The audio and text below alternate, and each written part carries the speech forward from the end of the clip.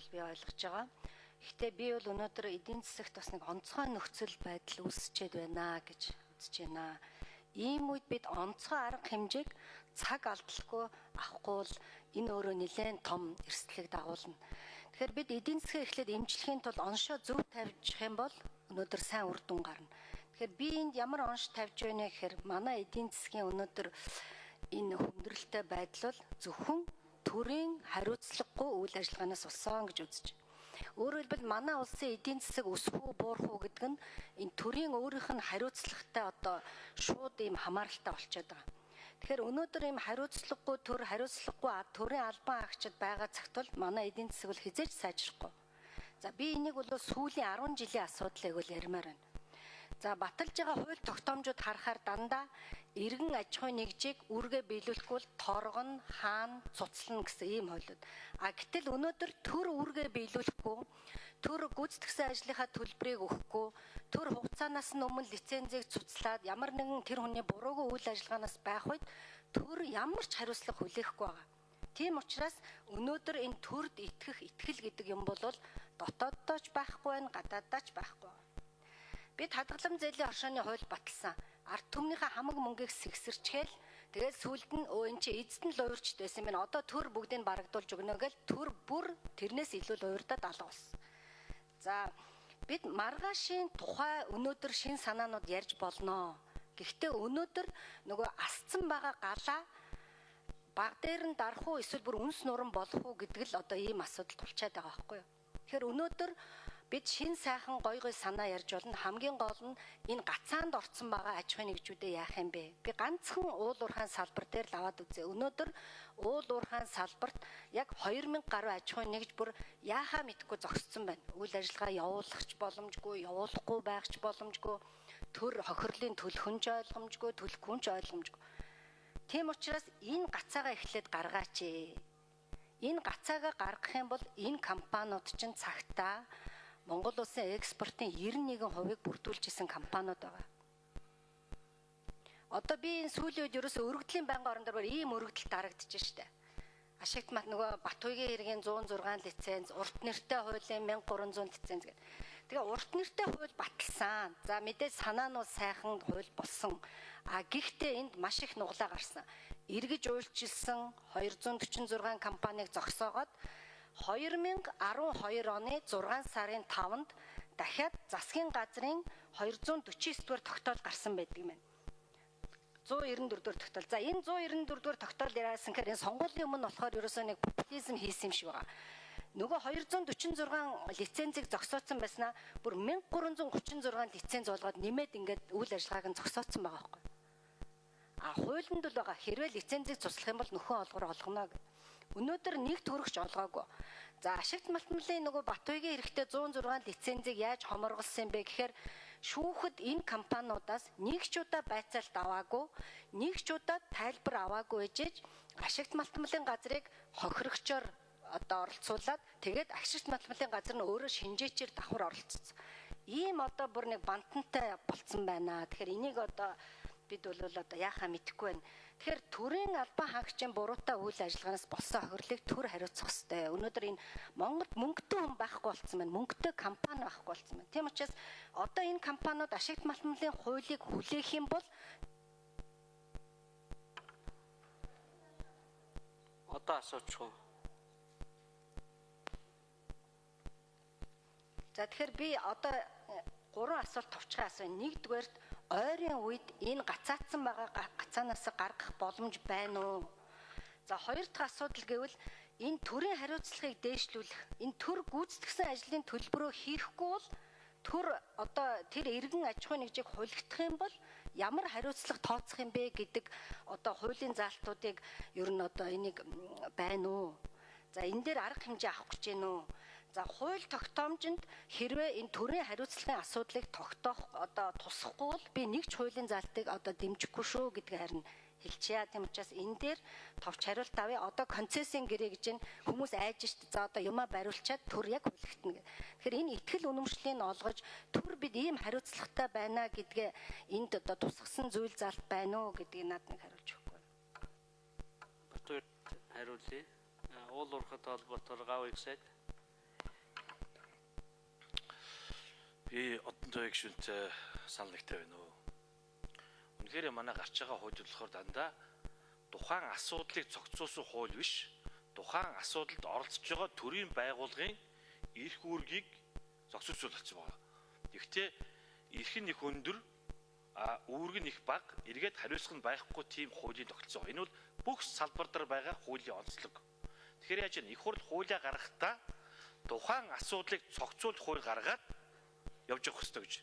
Тэхийн тул цаашдаа бол ингээд бид хууль гардаг технологио тэр ажлын хэсэг бүрдүүлдэг тэр юм бодоо бүгдийг нь өөрчлөхгүй бол болохгүй байгаа маа гэж.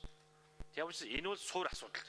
Ер нь нэг үгээр Монгол улс 90 оноос хойш маш олон хууль гаргасан олон хуулиуд нь хоорондоо зөрчилтэй болцсон байгаа.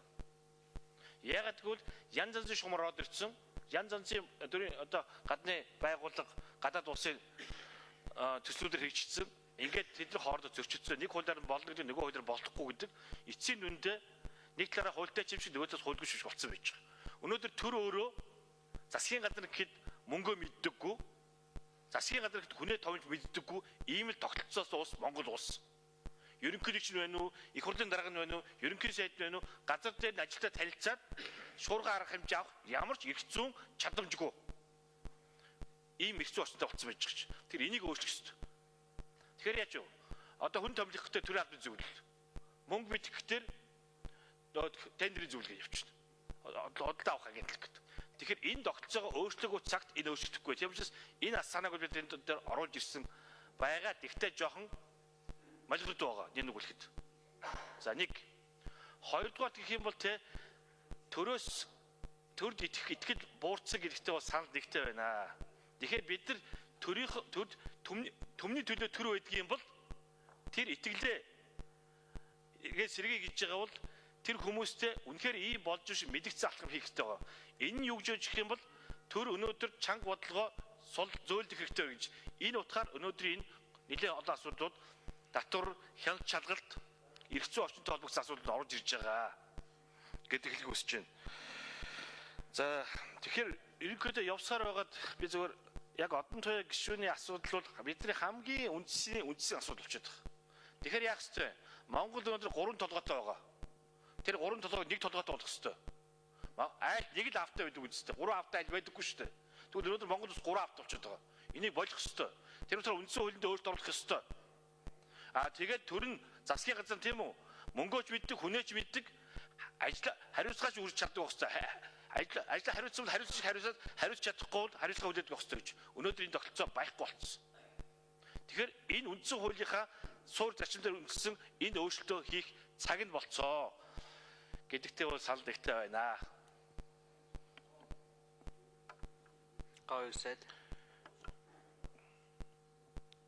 Ер нь энэ асуудал өнгөрсөн. За баярлалаа. Ер нь бол нэг л хоёр концептээр л бид нэгдчихвэл энэ асуудлыг шийдчихмаар байгаамаа. Хоёр үзэл баримтал дээр. За үндсэн хуулинд бол зах зээлийн хувийн гишүүс өрсөн зах зээлийн эдийн засаг гэдэг. Тэгэхээр ерөөсөө хувийн гишвлээ дэмжин садаа болохгүй байх гэдэг энэ зарчмаа нэг ойлгох. Энэ улсын хурал дээр ажлын байр бий болгоно. Танай нам хийсэн, манай нам хийсэн гэдэг ярьдгаа бол болох. Тэрний яаж нэхэр эцсийн эсэлт бол баялаг бүтээгчд бүтээгээд зах зээл орлого ашигын шийддэг. Энэ зарчмыг ойлгох нь зүйтэй байгаамаа гэж ингэж хэлмээр байна. Тэгээд за урт нэртэй хуулийн тухайд бол хоёр тогтоол гарсан. За эхнийхт нь бол 242 тусгай живжүүл хамаарагдсан, дараагийнхт нь 1336 хамаарагдсан. Гэхдээ энэ хуулинд бол авах юм үнэхээр байгаа гол мөрөн гэдэг нь юунаас чухал. Нөгөө талд нь бол юу гэсэн бэ гэхээр бид урьдчилж харж чадаагүй. Хүнд төрөө тусгай жившөөрлөг бол хадгалан зээлийн горшуутай адилхан. Тэгэл хөрөнгө оруулалт хийснийхэн дараа зогсоогоо тавьсан. Энэ бол ингэж байж болохгүй маа гэж ингэж хэлмээр байна. За 106 урт нэртэй хуулийн тухайд бол одон тойрны гишүүн мэдж байгаа. Энэ асуудлыг улсын хурлын шийдэхгүй болохгүй нэ. Ядагтай тэр нөхөн төлбөрийн асуудлыг яах юм бэ? Дагаж бодогч журмын тухай хуулинд нь бол лицензийн тусгай жившөөрлийн асуудлыг хууль гарснаас хойш 5 сар байна уу 6 сарын дотор гээд шийднэ гэсэн. Тэр нь 6 сар байтгаа 2 жил болж байхад бүх асуудалд шийдэгдээгүй. Нөхөн төлбөрийн асуудалт нь ийм байдалтай байгаамаа. 106 ойлгомжтой тэр албан хаагчдын буруугаас болсон. Гэхдээ энэ 106 дээр бол одоо гор хүчнтэй мөрдөгдөж байгаа хайгуулын тусгай зөвшөөрлийг шинээр олох шилжүүлгийг хориглох хуулийг өөрчлөхгүйгээр энэ 106-гийн 105 нь бол хайгуулын лиценз байгаа. Энийг шийдэх ямар ч боломжгүй байна. За улсын их хурл маань төрөөс эрдэс байлгийн салбарт баримтлах бодлогыг баталчихсан. Энэ бол маш зөв бодлого гаргасан. Үндсэн хуулийнхаа тэр концепц хувийн гэрчлэлд суурилж өгнө. Зах зээлийн эдийн засгийг хөгжүүлнэ гэдэг. Энийхээ хүрээнд ашигт малчмын тухай хуульд өөрчлөлт оруулах хуулийг засгийн газраараа хэлэлцүүлсэн. Одоо өргөн барихад бэлэн болсон байгаа. Энэ дээр бол төрөөс зөвшөөрсөн газар нутагт өөрөлдөл замбраагүй өмнөх шиг замбраагүй явуулахгүй гол усаа бодно, бусад үйлдвэрлэлийнхаа салбарыг бодно, хот суурнаа бодно гэсэн ийм байдлаар солилцлоор тогтоохоор ингэж оруулж ирж байгаа. Тэр нэг нөхөн төлбөрийн асуудал дээр өнөөдөр орон нутаг нь бас нөгөө эхлээд хайгуулын тусгай зөвшөөрөл өгөхөд дэмжиж чад дараа нь орон нутаг тусгай хэрэгцээнд авчдаг. Тэрүүн дээр бол заавал нөхөн төлбөрийн асуудлыг шийдчихэж одоо энэ шийдвэрийг гаргана шүү гэж байна. Зүгээр одоо нөгөө мэрэгжлийн хяналтын байцаагч ч юм уу, шүүх ч юм уу. За шүүний ганц хоёр шалтгаан байдгүй байхаа. Энэгээр тусгай зөвшөөрлийг хүчингүй болгочих юм бол нөхөн төлбөрийн асуудлыг яг шийднэ гэсэн заалт алга. За улсын их хурлын хууль, улсын их хурлын шийдвэрийн төсөл өргөн барих журмын тухай хуулинд бол нөгөө эдийн засаг нийгмийн үр дагавар гэдэг.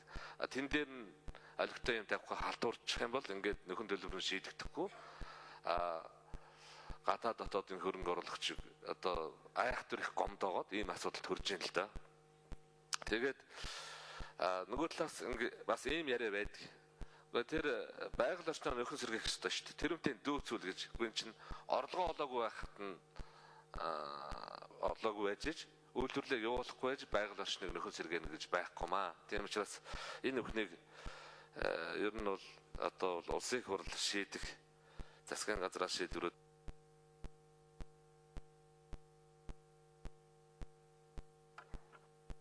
Кончууд